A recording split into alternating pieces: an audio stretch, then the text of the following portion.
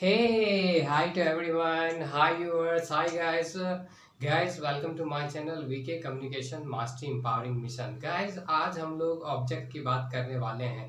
Guys हमने आपको बताया था कि एक सब्जेक्ट जो होता है उसमें मेनली सब्जेक्ट वर्ब होते ही होते हैं, लेकिन उसके अलावा एक सेंटेंस में और भी पार्ट्स होते हैं जिसे हम ऑब्जेक्ट, कंप्लीमेंट, अदर वर्ड के नाम से जानते हैं. तो आज हम बारी बारी से उन सब चीज़ों के बारे में पढ़ेंगे कि ऑब्जेक्ट क्या होते हैं, कंप्लीमेंट क्या होते हैं और अदर वर्ड क्या होते हैं. तो गाइज आज का जो मेरा क्लास है वो बेसिकली ऑब्जेक्ट पर बेस्ड है और आज मैं आपको बताऊंगा कि एक ऑब्जेक्ट होता क्या है, ऑब्जेक्ट की डेफिनेशन क्या होती है और ऑब्जेक्ट कितने तरह से हमारे सामने आते हैं और गाइज हम कैसे एक सेंटेंस में ऑब्जेक्ट को बहुत ही आसानी तरीके से फाइंड आउट कर सकते हैं. तो गाइज चलिए आज के क्लास को स्टार्ट किया जाए और आज जानते हैं कि ऑब्जेक्ट क्या होता है. तो गाइज आप देखेंगे कि हमारे पास कोई भी जो असर्टिव सेंटेंस होता है, दुनिया का कोई भी अगर आप असर्टिव सेंटेंस उठाते हैं तो गाइज वो हमारे पास 4 फॉर्मेट में हमारे सामने आते हैं. वो पहला जो फॉर्मेट होता है गाइस, जो कि मैंने आपको सेंटेंस वाले क्लास में बताया था कि एक जो सेंटेंस होता है उसमें सब्जेक्ट और वर्ब होते ही होते हैं. तो पहला पार्ट हो गया गाइस कि दुनिया का कोई भी सेंटेंस जो होगा, कोई भी असर्टिव सेंटेंस जो होगा वो हमारे पास या तो सब्जेक्ट या वर्ब के रूप में आएगा, जो कि कंपलसरी है, सब्जेक्ट और वर्ब होगा ही होगा. उसके अलावा वो किन रूपों में आ सकता है, तो उसके अलावा वो अन्य 3 रूपों में गाइस हमारे सामने आ सकता है. तो आज देखते हैं कि वो क्या क्या 3 रूप है. तो गाइस कोई सेंटेंस या तो सब्जेक्ट वर्ब के रूप में आ सकता है, या तो सब्जेक्ट वर्ब ऑब्जेक्ट के रूप में आ सकता है. गाइस यहाँ एस फॉर सब्जेक्ट है, वी फॉर वर्ब है और ओ फॉर ऑब्जेक्ट है, जिसे गाइस हम लोग कहते हैं कर्म. Object OBJECT object. ऑब्जेक्ट मतलब होता है गाइस कर्म. या गाइस हमारे पास थर्ड स्ट्रक्चर है सब्जेक्ट प्लस वर्ब प्लस सी. सी यहाँ गाइस कंप्लीमेंट है. कंप्लीमेंट मतलब होता है पूरा, सेंटेंस को पूरा करने वाला. तो गाइस यहाँ सी जो है वो कंप्लीमेंट है. तो या तो एक सेंटेंस में हमारे पास सब्जेक्ट वर्ब हो सकता है, या तो सब्जेक्ट वर्ब ऑब्जेक्ट हो सकता है, या सब्जेक्ट वर्ब कंप्लीमेंट हो सकता है. गाइस उसके अलावा हमारे पास क्या हो सकता है, उसके अलावा गाइस हमारे पास हो सकता है या तो सेंटेंस में सब्जेक्ट वर्ब या अदर वर्ड के फॉर्म में हो सकता है. गाइस यहाँ जो हमने OW लिखा है गाइस, अगर आप यहाँ देख सकते हैं हमने OW का प्रयोग किया है. ये जो OW है गाइस ये actually O for other and W for words, यानी अदर वर्ड्स के रूप में आ सकता है हमारे सामने. सब्जेक्ट वर्ब के अलावा एक सेंटेंस में जो वर्ड्स होते हैं वो उस रूप में आ सकते हैं. तो गाइस हमने अभी यहाँ देखा इस स्ट्रक्चर फॉर्म में कि जो असर्टिव सेंटेंस के जो स्ट्रक्चर होते हैं वो हमारे पास 4 रूपों में आते हैं. पहला जो रूप है उसमें सब्जेक्ट और वर्ब है, जो कि हर एक में कंपलसरी होगा. दूसरा जो रूप है guys subject verb plus object का रूप है, कि कोई भी स्ट्रक्चर सब्जेक्ट वर्ब ऑब्जेक्ट के रूप में हो सकता है. तीसरा जो फॉर्म है गाइस हमारे पास है subject verb plus complement. Complement क्या होते हैं गाइस, कंप्लीमेंट होते हैं सेंटेंस को पूरा करने के लिए जिन वर्ड्स का हम इस्तेमाल करते हैं उन्हें हम गाइस कंप्लीमेंट करते हैं. गाइस चौथा किस रूप में आ सकता है, चौथा आ सकता है subject verb plus other word. अगर कोई सब्जेक्ट वर्ब के बाद अगर सेंटेंस में कुछ एक्स्ट्रा कोई वर्ड्स हैं जो सेंटेंस को पूरा कर रहे हैं, लेकिन ना तो वो कंप्लीमेंट के कैटेगरी में आते हैं ना ही वो अगर ऑब्जेक्ट के कैटेगरी में आते हैं, तो उन्हें हम अदर वर्ड्स के कैटेगरी में रखते हैं. गाइस जब गाइस मैं आपको अपने नेक्स्ट क्लास में जब बहुत सारे एग्जांपल्स के साथ में जब अंडरलाइन करवाऊंगा तो मैं वहां आपको दिखाऊंगा गाइस कि कौन सा अदर वर्ड है और कौन सा कंप्लीमेंट है और कौन सा ऑब्जेक्ट है. वहाँ हमारे पास बहुत सारे एग्जांपल्स होंगे, हम बहुत सारे सेंटेंसेस को लेंगे और वहाँ हम अंडरलाइन करेंगे, तो वहाँ आपको अच्छे से समझ में आएगा. आज की क्लास डेफिनेशन वाली क्लास है. आज के क्लास में कुछ एग्जांपल्स भी हम लोग लेंगे और उसे हम लोग देखेंगे. गाइज आते हैं अपने ओरिजिनल क्लास में. जो आज का क्लास है हमारा ऑब्जेक्ट का क्लास, आज उसकी बात करते हैं. गाइज ये जो ऑब्जेक्ट होता है गाइज, जिसके स्पेलिंग OBJECT ऑब्जेक्ट. ऑब्जेक्ट मतलब होता है गाइज इंग्लिश ग्रामर में ऑब्जेक्ट का मतलब होता है गाइज कर्म.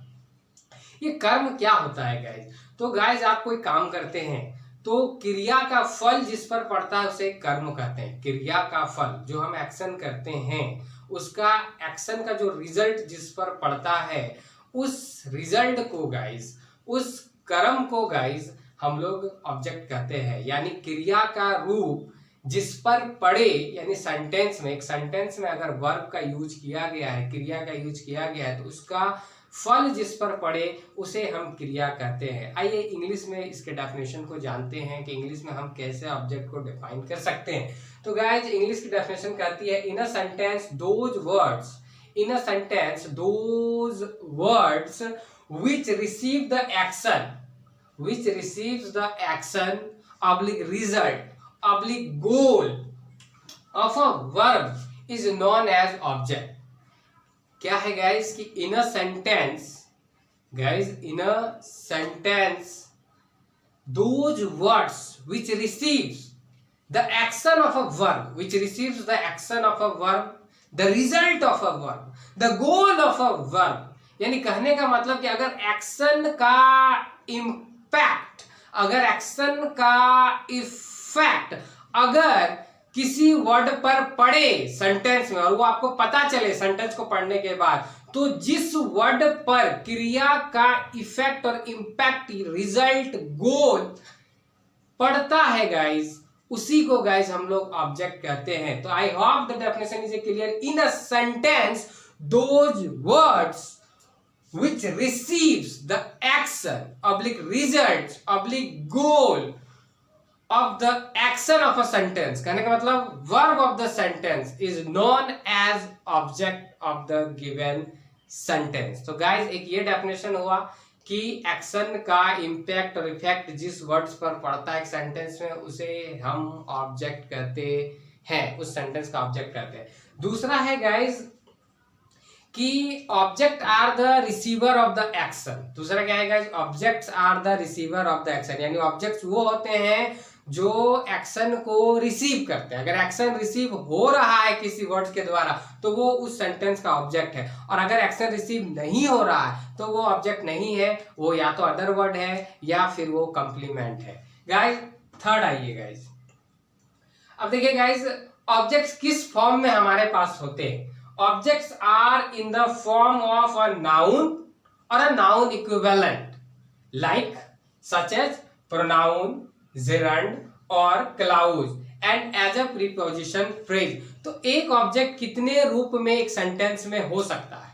तो गाइस एक ऑब्जेक्ट या तो नाउन के रूप में हो सकता है, या तो प्रोनाउन के रूप में हो सकता है, या तो जिरंड के रूप में हो सकता है, या तो प्रीपोजिशन के रूप में हो सकता है, या तो क्लाउज के रूप में हो सकता है। तो एक सेंटेंस में ऑब्जेक्ट कई प्रकार से हमारे पास हो सकते हैं, लेकिन मोस्टली जो हमारे पास ऑब्जेक्ट आते हैं वो या तो नाउन होते हैं, या तो प्रोनाउन होते हैं, या उनके इक्विवेलेंट होते हैं। जैसे क्लाउज हो सकता है, जैसे जिरंड हो सकता है, और जैसे गाइज प्रीपोजिशन भी हो सकता है। तो गाइज आपने यहाँ देखा कि एक ऑब्जेक्ट का डेफिनेशन क्या होता है, ऑब्जेक्ट कैसे जानेंगे ये ऑब्जेक्ट है या नहीं है, और ऑब्जेक्ट किन रूपों में हमारे सामने एक सेंटेंस के रूप में हो सकता है। चौथा है गाइस कि अगर कोई सेंटेंस में हमको ऑब्जेक्ट पता करना है तो हम कैसे इजीली फाइंड आउट कर सकते हैं। तो गाइस इसके लिए मैं आपको एक ट्रिक दूंगा। एक ट्रिक है गाइस इंग्लिश ग्रामर की,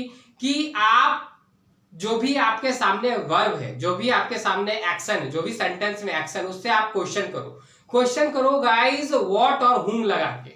अगर गाइस कोई नॉन लिविंग थिंग ऑब्जेक्ट के रूप में है तो आपको व्हाट लगाना है गाइस, व्हाट लगाना है, WHAT, व्हाट लगा के एक्शन से क्वेश्चन करना है, वर्ब से क्वेश्चन करना है। और अगर कोई व्यक्ति ऑब्जेक्ट के रूप में दिखेगा तो वहां हमें हुम लगाकर क्वेश्चन करना है। तो गाइस हमारे पास जो ऑब्जेक्ट आएंगे वो दो रूपों में आएंगे, या तो वो व्यक्ति के रूप में आएगा या तो वो वस्तु के रूप में आएगा। इन दो से कोई बाहर के रूप में नहीं होते हैं। वो या तो नाउन होंगे, या तो प्रोनाउन होंगे, या तो क्लाउज होंगे, या तो जिरंड होंगे, या तो प्रीपोजिशन होंगे।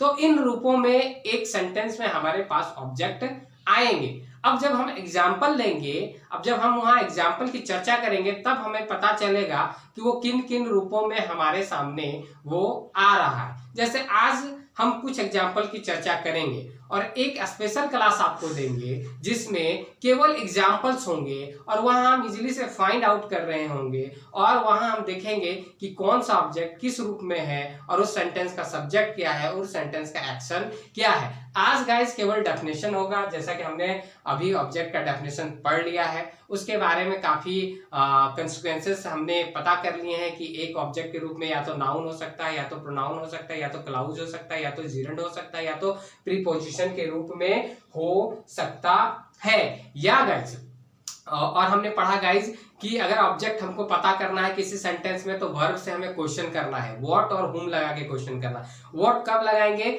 जब हमारे पास डायरेक्ट ऑब्जेक्ट होगा। अब गाइज ऑब्जेक्ट हमारे पास दो तरह के होते हैं, एक होता है डायरेक्ट ऑब्जेक्ट और एक होता है इनडायरेक्ट ऑब्जेक्ट। अब गाइज क्वेश्चन होता है डायरेक्ट ऑब्जेक्ट किसे कहते हैं? तो those object which indicate some things, अगर कोई ऑब्जेक्ट किसी वस्तु को इंडिकेट कर रहा है, या in a sentence if some things are as a form of object then those objects are known as direct object। तो वैसा हर ऑब्जेक्ट जो वस्तु के रूप में हमारे सामने एक सेंटेंस में प्रेजेंट होते हैं उन्हें हम गाइस डायरेक्ट ऑब्जेक्ट कहते हैं। अब गाइस क्वेश्चन उठता है कि इनडायरेक्ट ऑब्जेक्ट क्या कौन होते हैं? तो इनडायरेक्ट ऑब्जेक्ट हमेशा व्यक्ति के रूप में हमारे सेंटेंस में आते हैं। तो indirect objects are those objects which are in the form of a human beings और a living beings in a sentence. तो अगर किसी सेंटेंस में अगर लिविंग बीइंग का कोई ऑब्जेक्ट हो हमारे पास तो उसे हम गाइस इनडायरेक्ट ऑब्जेक्ट कहते हैं। और आई होप गाइज आप डायरेक्ट इनडायरेक्ट दोनों समझ गए होंगे। अगर हमको डायरेक्ट ऑब्जेक्ट पता करना है गाइज तो व्हाट लगाकर वर्ब से क्वेश्चन करेंगे। अगर गाइज हमें इनडायरेक्ट ऑब्जेक्ट पता करना है तो हुम लगा के क्वेश्चन करेंगे। जैसे कि गाइज अभी कुछ एग्जांपल्स पर आप फोकस कीजिए। गाइज हमारा पहला स्ट्रक्चर था सब्जेक्ट प्लस वर्ब। अब यहाँ देखिए guys example I run, he goes, you read. आप यहाँ देख सकते हैं गाइज केवल सब्जेक्ट और वर्ब है, ऑब्जेक्ट की कोई जरूरत नहीं है। अब गाइज देखेंगे सेकंड वाले में सब्जेक्ट वर्ब ऑब्जेक्ट। अब यहाँ सब्जेक्ट वर्ब ऑब्जेक्ट है, यानी सब्जेक्ट भी चाहिए, वर्ब भी चाहिए, ऑब्जेक्ट भी चाहिए। वैसे एग्जांपल पर गौर कीजिए, आई रीड अ बुक। अब बोलिए गाइज यहाँ जो अ बुक है वो क्या है, लिविंग है या नॉन लिविंग है? नॉन लिविंग है। तो वैसा हर ऑब्जेक्ट जो नॉन लिविंग हो वो डायरेक्ट ऑब्जेक्ट कहलाता है। तो यहाँ जो अ बुक है वो डायरेक्ट ऑब्जेक्ट है। अब हमें पता करना है कि ये ऑब्जेक्ट कैसे है, तो हमें क्या रूल है गाइस, हमने रूल पढ़ा है कि हमें व्हाट और हुम लगा के क्वेश्चंस करने हैं। तो व्हाट कब लगाते हैं? जब नॉन लिविंग थिंग्स हो वर्ब के बाद, और हुम कब लगाते हैं? जब लिविंग थिंग्स हो। तो हम साफ साफ देख रहे हैं गाइस कि इस एग्जांपल में आई रीड अ बुक में बुक जो है वो नॉन लिविंग है। अब इसके साथ मैं क्वेश्चन करूंगा कि what I read, what I read. देखिए गाइस हमें आंसर मिला a book, what I read a book. तो यहाँ अ बुक जो है गाइस, क्योंकि ये जो एक्शन को रिसीव कर रहा है, ये जो रीड जो एक्शन है उसे वो किताब रिसीव कर रहा है। तो यहाँ अ बुक क्या हो गया गाइस, एक ऑब्जेक्ट हो गया। यहाँ जो अ बुक है वो एक ऑब्जेक्ट है जिसमें ऑब्जेक्ट के रूप में एक आर्टिकल और एक नाउन लगा हुआ है। तो गाइज आई होप आप इस एग्जांपल को समझ गए होंगे। दूसरा एग्जांपल, दे प्ले क्रिकेट। अब गाइज फिर क्वेश्चन कीजिए कि वो क्या खेलते हैं। हमें गाइज जवाब मिला क्रिकेट खेलते हैं। या आप गाइज देखिए कि प्ले का जो एक्शन हो रहा है वो क्रिकेट रिसीव कर रहा है कि नहीं कर रहा है। तो आप अगर आप खेल रहे हैं तो उसमें क्रिकेट में एक्शन हो रहा है, वो रिसीव कर रहा है। तो क्या खेलते हैं? क्रिकेट खेलते हैं। हमें आंसर मिला, इसलिए जो क्रिकेट है गाइज ये हमारा क्या हो जाएगा गाइज, ऑब्जेक्ट हो जाएगा। तो दे प्ले क्रिकेट में ये जो क्रिकेट है वो एक ऑब्जेक्ट है। फिर आप नेक्स्ट देखेंगे guys, he wrote a letter. उसने क्या लिखा? पत्र लिखा। तो क्या लिखा क्वेश्चन करना है, तो पत्र लिखा। तो आपको यहाँ जवाब मिला ए लेटर। तो ये गाइज ये लेटर जो है गाइज ये हमारा ऑब्जेक्ट हो जाएगा, क्योंकि उसने रोट के एक्शन को रिसीव किया। जब आप लिखेंगे तो पत्र पर काम होगा, तो जब एक्शन रिसीव होगा तो वो ऑब्जेक्ट होगा। और हम ऐसे भी क्वेश्चन करते हैं कि व्हाट रोट, तो हमें आंसर मिला अ लेटर। तो ये एक ऑब्जेक्ट है। और व्हाट लगा के क्यों किया? क्योंकि वहां लेटर था। अब अगर मान लीजिए गाइस एक मैं इनडायरेक्ट ऑब्जेक्ट का आपको एग्जांपल लेता हूं, he gave me an apple. तो गाइस उसने मुझे क्या दिया? एक सेव दिया। He gave me an apple. तो उसने मुझे क्या दिया? एक सेव दिया गाइस। तो अब यहां देख सकते हैं गाइस कि मुझे, तो मैं तो एक व्यक्ति हूं लेकिन मैंने रिसीव किया, वो उसने देने का काम किया और मैंने उस सेव को लिया। The action is received by me, that's why I am the me in this sentence. The me is an object. यहां जो मी है वो क्या है गाइस? ऑब्जेक्ट है गाइस। अब देखिए गाइज इसमें इंग्लिश में कैसे हम पता करेंगे, तो गाइज जब इनडायरेक्ट ऑब्जेक्ट में तो हुम लगाना है, ठीक है, हुम लगाना है। तो सब्जेक्ट क्या था कि he gave me an apple, ये सेंटेंस था, तो हम लगाएंगे whom he gave, आंसर मिला me, whom he gave, answer क्या मिला गाइस, मी। तो इस सेंटेंस में गाइस जो मी है वो ऑब्जेक्ट हो जाएगा, और ये मी चूंकि एक व्यक्ति है तो यह कैसा ऑब्जेक्ट होगा, इनडायरेक्ट ऑब्जेक्ट होगा। कई बार गाइस एक सेंटेंस में इनडायरेक्ट डायरेक्ट दोनों ऑब्जेक्ट साथ में हो सकते हैं, और आप इजीली इसको वर्ब से क्वेश्चन करके फाइंड आउट कर सकते हैं, या सिंपल सेंस लगाकर कि एक्शन को रिसीव कर रहा है या नहीं कर रहा, अगर कर रहा है तो ऑब्जेक्ट है, नहीं कर रहा है तो ऑब्जेक्ट नहीं है। जैसे कि आगे के वाक्य में आपको बताता हूं, जैसे कि सब्जेक्ट वर्ब अदर वर्ड, जो लास्ट वाला हमारा है guys subject verb other word है। अब यहाँ देखिए कि क्या ऑब्जेक्ट नहीं है, यहाँ आपको पता चलेगा। जैसे गाइस यहाँ हमारे पास एक एग्जांपल है, I stand in front of the wall, मैं दीवार के सामने खड़ा हूं। तो I stand in front of the wall, मैं दीवार के सामने खड़ा हूं। तो गाइस मेरे दीवार के सामने खड़े होने से दीवार पर तो कोई इफेक्ट नहीं पड़ रहा है ना, दीवार पर तो कोई काम नहीं हो रहा है ना, दीवार मेरे चलते ना टूट रही है, ना गिर रही है, ना उसे धक्का लग रहा है, दीवार पर कोई इंपैक्ट नहीं हो रहा। तो जब क्रिया का फल अगर किसी पर ना पड़े तो वो कर्म नहीं कहलाता है, वो ऑब्जेक्ट नहीं कहलाता है। तो यहाँ हम जब दीवार के सामने खड़े हैं तो दीवार पर कोई असर नहीं हो रहा, इसलिए यहाँ जो वॉल है in front of the wall ये ऑब्जेक्ट नहीं है गाइस, ये एक तरह का अदर वर्ड है। लेकिन अगर इसी सेंटेंस को चेंज कर दे, आई हिट द वॉल, जब हिट करेंगे तो उस पर चोट लगेगी, तो यहाँ एक्शन हो रहा है, तो गाइस वो वही सेम वॉल अब इस सेंटेंस में गाइस ऑब्जेक्ट बन जाएगा। लेकिन जब किसी पर इंपैक्ट ना पड़े तो उसे ऑब्जेक्ट हम नहीं बोलेंगे गाइस। जैसा कि गाइस अगर आप इससे क्वेश्चन करेंगे तो आपको कोई आंसर नहीं मिलेगा। व्हाट आई स्टैंड, कोई जवाब नहीं मिल रहा है गाइस। वॉल एक ऑब्जेक्ट है, वॉल एक थिंग है। जब व्हाट लगा के क्वेश्चन करते हैं वर्ड से, व्हाट आई स्टैंड, मुझे कोई जवाब नहीं मिला। क्यों आंसर नहीं मिला इसका गाइस, क्योंकि जो वर्ब स्टैंड है उसका एक्शन वॉल रिसीव नहीं कर रहा है। That's why in this sentence in front of the wall एक ऑब्जेक्ट नहीं है, अदर वर्ड है। और एक एग्जांपल लेते हैं guys, I go to school या दे गो टू कॉलेज। तो गाइस यहाँ देख सकते हैं they go to college, what go, तो यहाँ तो कॉलेज जा नहीं रहा है गाइस, कॉलेज अपनी जगह पर स्थित है, कॉलेज पर कोई एक्शन नहीं हो रहा है। जाने से ना तो कॉलेज टूट रहा है ना तो फूट रहा है, यानी एक्शन कॉलेज रिसीव, मतलब कहने का मतलब क्या हुआ गाइस कि एक्शन जो है वो कॉलेज रिसीव नहीं कर रहा है। तो यहाँ जो कॉलेज है गाइस वो एक ऑब्जेक्ट नहीं है, वो एक अदर वर्ड है, वो सेंटेंस को पूरा करने के लिए आया है, तो हम उसे ऑब्जेक्ट नहीं कर सकते हैं। आई गो टू स्कूल में भी हम स्कूल को ऑब्जेक्ट नहीं कर सकते हैं, क्योंकि आप जा रहे हैं, व्हाट गो, स्कूल तो नहीं जा रहा है ना, स्कूल तो स्थिर है। लेकिन अगर मेरे जाने से स्कूल भी जाता तो वहां एक्शन रिसीव होता, तब स्कूल क्या हो जाता गाइस, ऑब्जेक्ट हो जाता।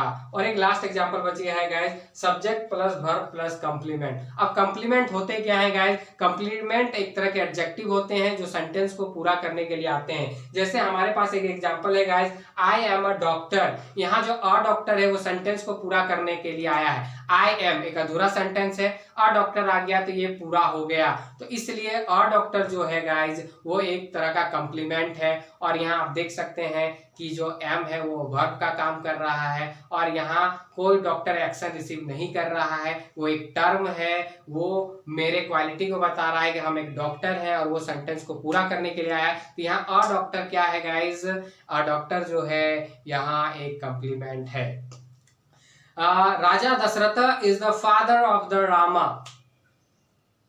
तो आप देख सकते हैं गाइस यहाँ जो टर्म है वो पूरा करने के लिए आया है, जो तो उसका जो लास्ट टर्म है वो भी एक तरह का कंप्लीमेंट है।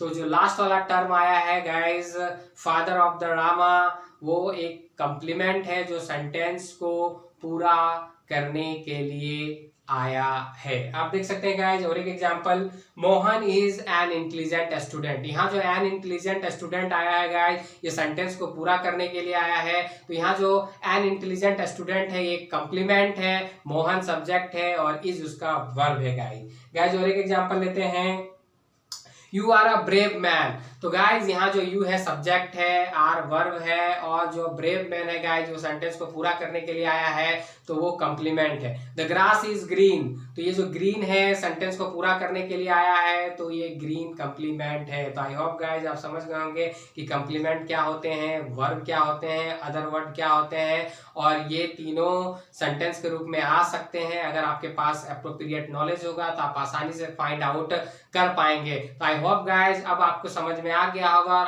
आप किसी भी सेंटेंस को आसानी से फाइंड आउट कर सकते हैं कि ये ऑब्जेक्ट कौन सा इस सेंटेंस का ऑब्जेक्ट है या इस सेंटेंस का कंप्लीमेंट है या ये अदर वर्ड है। तो गाइज इस क्लास के बाद आप जाएं और कोई भी सेंटेंस उठाएं और फाइंड आउट करने की कोशिश करें कि ये ऑब्जेक्ट है या नहीं है, और अगर ऑब्जेक्ट है तो किस तरह का ऑब्जेक्ट है, डायरेक्ट है या इनडायरेक्ट है, या ये कंप्लीमेंट है या ये अदर वर्ड है। आई होप गाइज आपको इस क्लास में बहुत कुछ सीखने को मिला होगा। अगर अब तक आपने हमारे चैनल को सब्सक्राइब नहीं किया है गाइज तो please subscribe my channel for more such videos and I have a mission guys.